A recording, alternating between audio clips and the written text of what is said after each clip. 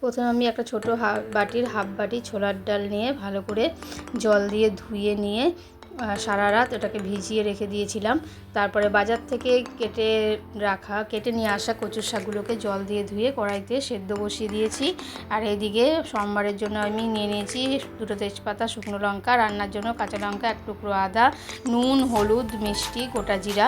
এবার এটা আমার ভালোভাবে ভেজানো হয়ে গেছে। এবার মিক্সিং বোলের মধ্যে আমি নুন, হলুদ আর চিনি, কাঁচা লঙ্কা আর 1 টুকরো আদাটা দিয়ে ভালোভাবে পেস্ট বানিয়ে নিয়েছি। কিন্তু বড়াটা করার সময় বেশি জল দেওয়া যাবে না। বড়াগুলোকে তেলের মধ্যে দিয়ে বড়া ভেজে নেব। এবার এদিকে কচুর শাক আমার হয়ে গেছে। কচুর শাকটা ভালো করে ছেঁকে নিয়েছি, বড়াগুলো তুলে নিয়েছি। এবার তেলের মধ্যে জিরা ফোড়ন, তেজপাতা আর শুকনো লঙ্কাটা ফোড়ন দিয়ে কচুর শাকগুলো দিয়ে দিয়েছি।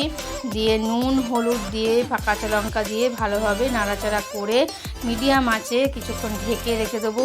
দিয়ে যতবারই নাড়বো ততবারই খুন্তি দিয়ে একটুখানি ওগুলোকে ঘেঁটে দেবো, মানে ভেঙে ভেঙে দেবো, মিশিয়ে দেওয়ার চেষ্টা করবো। এবার 1 চামচ চিনি, 1 চামচ জিরার গুঁড়া দিয়ে নাড়াচাড়া করে বড়াগুলো দিয়ে দিয়েছি। বড়াগুলো তখনই দেবো যখন অল্প অল্প একটু ভেজা ভেজা থাকবে কচুর শাকটা, তখন দেবো। দিয়ে ভালোভাবে শুকনো শুকনো করে নামিয়ে নেবো। আপনারা একবার করে খেয়ে দেখুন, দারুণ টেস্টি হয়।